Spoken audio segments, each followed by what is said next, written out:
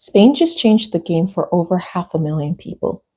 And if you're an American living here, thinking about moving here, or already in the visa process, you need to hear this right now. The new immigration law could either make your life easier or turn it into a bureaucratic nightmare. Let me break down exactly what's happening. Welcome back to my channel. If you're new here, I'm Retro Afro Abroad. I'm a single Black mom who moved from the Midwest, United States, to build a better life in northern Spain. Today, we're going to talk about something that affects every single American trying to make Spain a home. On April 1st, 2026, Spain passed a massive decree to regularize over 500,000 undocumented migrants who are already living in Spain. And this is the biggest immigration reform in Spain that they've seen in years. While it sounds like great news for human rights, and in many ways it is, it's creating a ripple effect that every American needs to understand. I'm going to break down what the law actually does, how it affects us who came here legally, what it might mean for wait times, residencies, renewals, and more importantly, whether this makes Spain more or less attractive for Americans, particularly African Americans, thinking about making the move. So first, what this law really does, because the headlines may not necessarily tell the details of what's going on. Spain approved a plan to regularize over 500,000 to 1 million undocumented migrants who are living in Spain that don't have any legal status. So people who've been working under the table, unable to get health care or legal employment. And the requirements are they have to have lived in Spain consistently for 2 years, should have a job offer or some kind of employment, and they need to show social integration, which is that they're planning to contribute to the Spanish society. And fourth, no serious criminal record. If these criteria are met, they can apply for residency. And the idea is to bring people out of the informal economy where they're paying limited or no taxes and get them into the legal system where they can get and see the taxes that they're paid, and also address Spain's labor shortage, especially in places that are not as desirable: agriculture, caregiving, and hospitality. This program starts in April and the applications are already started right now. The lines are massive and the government thinks it's going to take about 12 to 18 months to process everyone. But here's how it gets real for us who came here through legal means.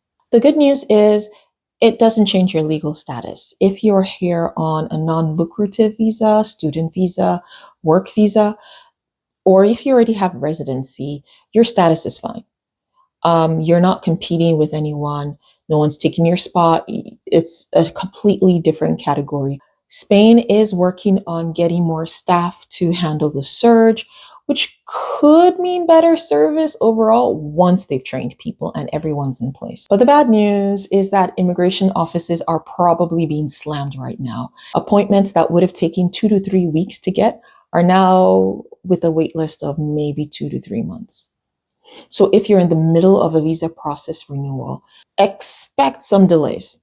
If you need to renew your residency, start really early, 2 months in advance before your expiration date. Usually you have to do it a month in advance. I'd say 2, maybe even 3. When you're a visible minority in spaces of a new language, a new country, delays and confusions are actually more stressful. So we're already navigating these barriers and cultural differences, and adding bureaucratic chaos to it, it might be overwhelming. So please document everything, keep copies of everything, make copies of copies, take photos of everything, have it on your phone, and put down the name of every official you speak to. This can help you if anything gets lost in the sauce. And if you're watching this from the United States and you were thinking about making the move to Spain, you may be wondering, now that this regularization has happened, does this make it easier or harder for me to move? And the answer is, it depends.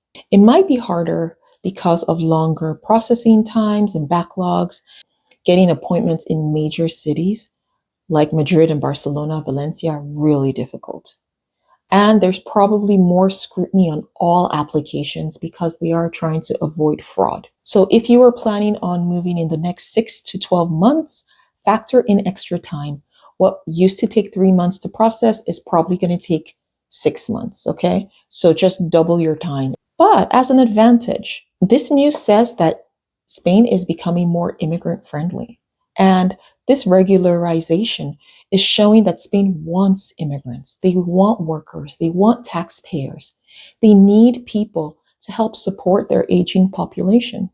The birth rates here are pretty low. So this could possibly mean, once they get a hang of everything, that the processes are more streamlined. There's better infrastructure at the immigration office, maybe more visa categories, and a cultural shift towards seeing immigrants as essential and not burdens. And Spain is also competing with Portugal and Italy and other EU countries for skilled immigrants and digital nomads. They know that they need to make this process more attractive. So if you have savings and some kind of remote income, I think you're in a good spot. Spain does want you. And you're not taking jobs from locals, you're bringing in money to the economy, and you're filling a demographic need. I will say that it is preferable that you bring your job with you. The unemployment rate here is pretty high, especially for under 30s. So it is best if you have some kind of remote job or business or something that you can bring the income with you. That is very attractive to Spain. So why does this matter? Like I said, Spain has a demographic crisis. The birth rate is, I think, 1.2 children per woman. It's one of the lowest in the world, and their population is aging really fast. So without immigration, their economy will collapse. They need immigrants. I would say that that means that Spain will continue to create legal pathways for immigrants. They can't afford not to. So while there might be some kind of short-term chaos, the long-term trajectory is more openness, not less. I'd rather deal with bureaucracy in a country that actually wants immigrants than a country that's actively hostile to anyone who looks like me or my son. The paperwork is annoying, but the peace of mind is really priceless. And let's be real, no country is paradise, but African Americans are used to dealing with complicated systems that were not designed for us. If we can navigate the United States immigration system for helping our family members, the US healthcare system, the criminal justice system, we can handle Spanish bureaucracy. So let's get practical. If you're already in Spain, start your process early. Don't wait till the last minute. Book as far in advance as possible, considering hiring a lawyer if you can afford it, because they know how to navigate the system faster, and make sure that you don't get any hiccups with documentation you did not know you needed. I would also say try to join the Facebook groups that are specific to your region that are for immigrants or expats. They usually share a lot of great tips on appointment availability and tips. For example, I said I needed to renew my card, and I was trying to get it in my city, which had no appointment dates. It was on the Facebook group that let me know that I could do it anywhere in the county, and it's preferable to do it in these small, tinier areas than in the city that you actually live. So I was able to get an appointment easier.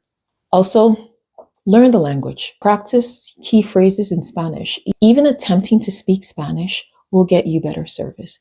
And keep digital copies and physical copies of everything, receipts, notifications, the works. If you are planning to move, start your process early, factor in twice the amount of processing time, and research the cities that you want to live in that have a less overwhelmed immigration office. For example, smaller cities, for example, in the northern Spain province that I am, have shorter wait times than Barcelona or Madrid. And make sure your documentation is perfect. Any mistake will get you sent to the back of the line. And again, I highly recommend working with an immigration lawyer because they just make things faster. If you have the finances for it, strongly recommend you do that. And have a backup plan. So if your planned move date is flexible, then you'll be less stressed about the whole process. So finally, what I can say is, stay informed, The process is changing a lot. So just follow official sources like the Spanish Ministry of Inclusion, Social Security and Migration. Follow YouTubers abroad like me who are reporting what's going on. And more importantly, don't be discouraged. Yes, it might feel like it may become chaotic, but it's one of the most accessible countries right now for Americans. So this law means that they are committed to immigration. So I'd love to hear from you. Are you already in Spain? Let me know, drop a comment. And if you're thinking about moving, also tell me how that's going. I hope this video helps clarify a little bit more about things that are happening. So please like and subscribe so that I can reach more people and I can continue updating on life in Spain and things that are affecting us. The world is calling us. The door is still open. In Spain, it may be a little bit more crowded at the entrance, but the door is open. Until next time, hasta luego.